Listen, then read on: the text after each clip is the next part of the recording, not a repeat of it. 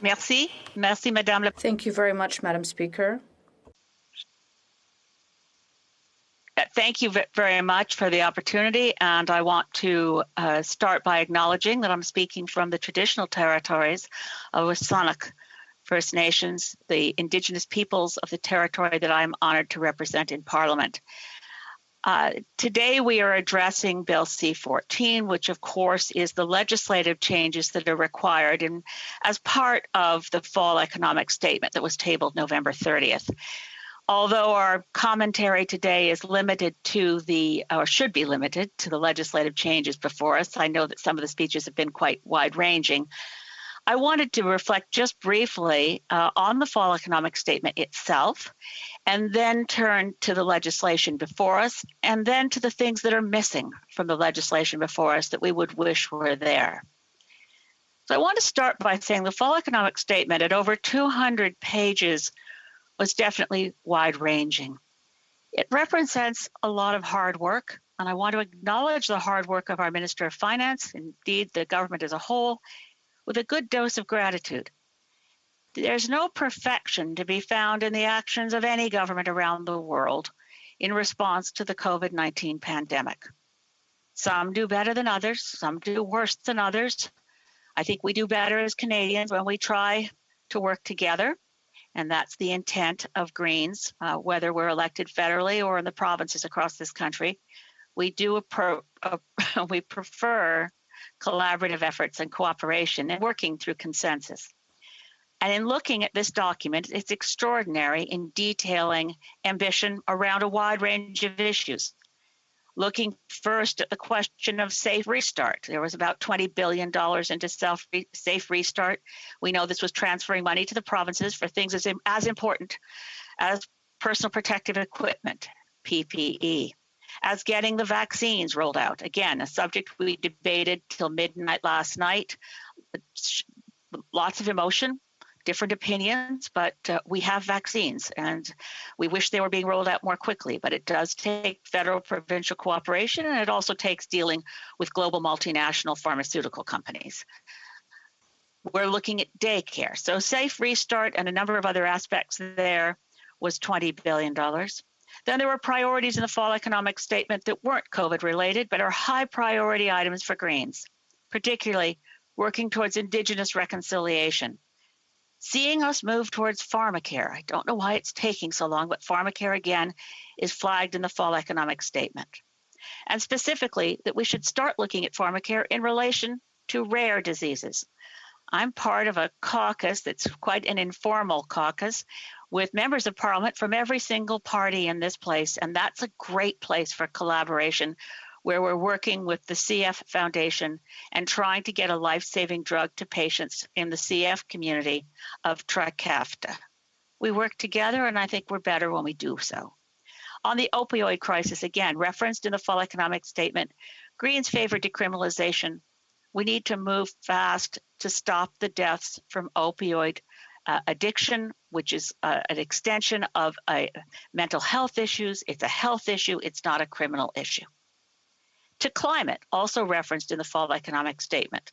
Very, very keen we are as Greens on improving our east-west electricity grid and also improving its potential to reach north.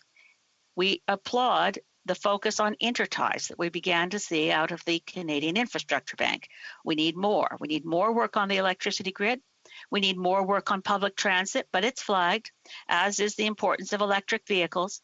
Many climate-related measures are in the fall economic statement, including what's called nature-based climate solutions, the commitment we've heard many times and look forward to seeing of planting 2 billion trees. Critical that they be trees that are appropriate to the ecosystems in which they are planted. Critical that we do the tree planting in ways that enhance carbon sequestration and protect biodiversity, such as along stream banks to help protect our wild Pacific salmon where they've lost so much habitat. These are measures that we support. They're not enough, and clearly Bill C-12 that we've seen, it's referenced in fall economic statement for climate accountability, without major strengthening, such as a fixed target date in 2025 for carbon reductions, it won't be worth supporting. But we look south of the border and see what the encouraging steps the new Biden administration is taking, pursuing some of the courses that Barack Obama had left in place. This is also encouraging, and Canada has scope, such as is mentioned in the fall economic statement with carbon adjustments, border adjustments. We can actually move our economies in the same direction and create more jobs while doing so. These are encouraging things. So we support Bill C-14 as far as it goes. The measures are important in order to get more COVID assistance to people, to get more relief. But what's missing? There are many sectors that are not just falling through the cracks, they're plummeting through a chasm, and they need more help. I refer specifically to all the businesses in the tourism sector, particularly restaurants, but also bus services.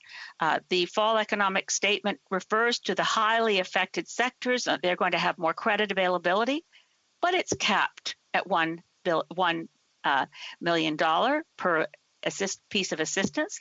For the companies I'm dealing with, and here in British Columbia, I mentioned specifically Williams Bus Lines.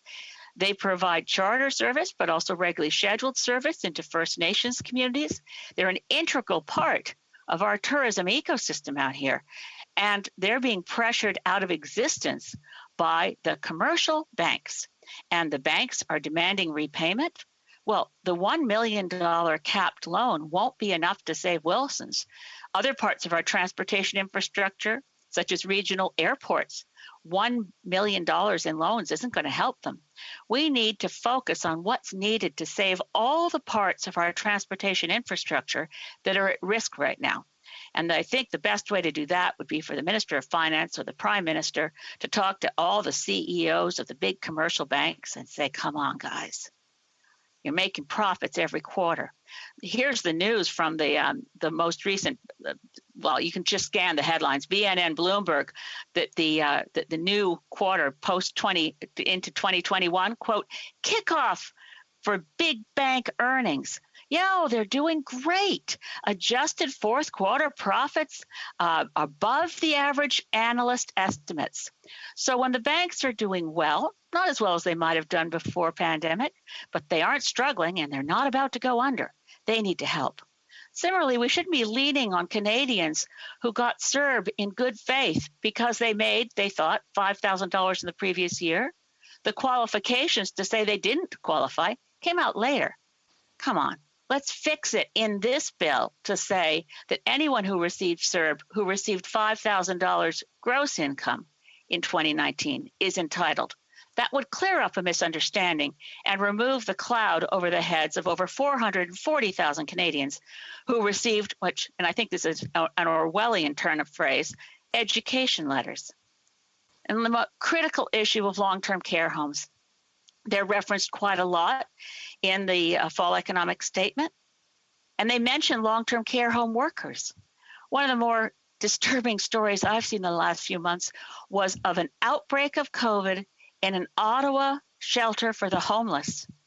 Turns out the homeless who were living there were actually workers in long-term care who earned so little as long-term care workers that they were living in the Ottawa homeless shelter because they couldn't afford a roof over their head. We need to do much more. We need to get into those long-term care homes, make sure our seniors are vaccinated, make sure we stop the genocide, and make sure we pay our workers adequately, whether they're frontline workers in long-term care or anywhere in our society. We really do need a guaranteed livable income to ensure equity and decency for every single Canadian. This is just a quick scratching of the surface of what we see as a challenge to us as Canadians. The fall economic statement gives us a good direction, but it needs to be more ambitious. We need to ensure that as we come out of COVID, we repair our social safety net. So it's not a net full of holes, but an actual place of stability, decency, and respect for every single one of our human rights in this society, whether homeless or Indigenous or a woman who can't figure out how to go back to work. We need to rebuild, and we need a society that lives up to our greatest aspirations, including acting on the climate emergency while we still have time. Thank you, Madam Speaker. Questions and comments? The honourable member for Kingston and the Islands. Thank you very much, Madam Speaker, and I appreciate the intervention today from the member from the Green Party. Sorry, the writing escaped me. I just, she talked about pharmacare, and this is something that's been talked about for many years now, and is, in my opinion, and I know hers, long overdue, because there are potentially many benefits to pharmacare, not just from a social infrastructure perspective, but also from an economic perspective in terms of the actual cost of medicines. I'm wondering if she can elaborate on how important she sees that as the right direction for Canada to move in now, and that we delay no further on it, and that we move as quickly as we can to introduce universal pharmacare throughout our country. Honourable member for Saanich Gulf Islands. Thank you to my friend from Kingston and the Islands. The evidence is overwhelming and has been for a long time. We are the only country with a universal healthcare system that does not include necessary prescription drugs. We know from various reports, including one a few years back, Pharmacare 2020, that Canadians who cannot afford to fill a prescription end up costing our healthcare system more, because something that was a manageable chronic disease suddenly becomes a catastrophic event, where instead of just getting their prescription filled, they end up in emergency and in intensive care. We know that pharmacare is not only affordable, we cannot afford to ignore the need to bring it into place right away as quickly as possible. It will save our economy money, and that's the conclusion of all the experts. Failure to provide pharmacare causes unnecessary illness and death. Questions et commentaires. L'honorable député de Shefford. Question and comments. The honourable member for Shefford. Thank you, Madam Speaker. I thank my colleague, the member for Saanich Gulf Islands. She cares deeply about social justice, and she always wants everyone to do their fair share so that we can help those who are truly in need. Here's my question for my colleague, though. When we talk about social justice, we need to be able to cite evidence and facts in order to implement policies. During COVID-19, businesses and individuals have really suffered. Currently, though, we don't know what public money is being spent on. What does the member think of the opposition party's desire to set up a special committee which would study COVID-19 spending? The Bloc wants this, as do other opposition parties. This committee would study COVID-19 spending. Would that help us see how money is being spent? Were there shady contracts that caused a loss of public money? And what about We Charity, for instance? The honourable member of Saanich Gulf Islands. Apologies to my colleague for answering in English. I couldn't switch my channel over. Désolé. Absolutely, transparency around government spending is always a good idea. I don't particularly get excited about deviating into scandals. What I'd like to see is, for instance, if we're talking about pharmacare, if we're talking about social justice, we need to talk about where we find revenue. And that, I think, means that we look at a wealth tax. We should be bringing in a wealth tax. We should look at going after the offshore tax havens. We need to bring in the revenue that we need to ensure that we have social justice.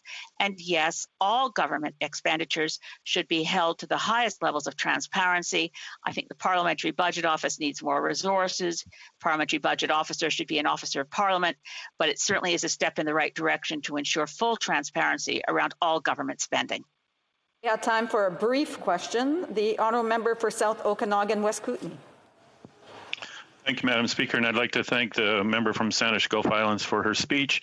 The speaker before her, a Conservative, suggested that we would need some unicorn dust to fund the just transition so that we could provide jobs right away to oil sector workers who have found themselves out of work over the last 5 years. I'm just wondering if you would have some comments of where we could find that unicorn dust. I won't, but maybe I'll ask the member for Saanich Gulf Islands. I just asked the member to address his questions and comments through the chair. Thank you to my friend from Okanagan, South Kootenay. Look, we know when I heard the honourable Conservative member who spoke before me say that, I thought, I wonder where he was when the former Premier of Quebec, Pauline Marois, did the right thing and shut down the asbestos industry because it was killing people around the world. It was a tough thing to do. Quebec has gone through the experience of a just transition for its workers. We learned some things from that. It wasn't quite as good a just transition as it should have been. We need to bring in a Just Transition Act across Canada, as the Liberals promised in the last election. We have guidance from an excellent piece of work co-chaired by Hassan Youssef from the Canadian Labour Congress, and it was a very strong report on just transition for coal sector workers. We also know that we don't need fairy dust. Not enough time.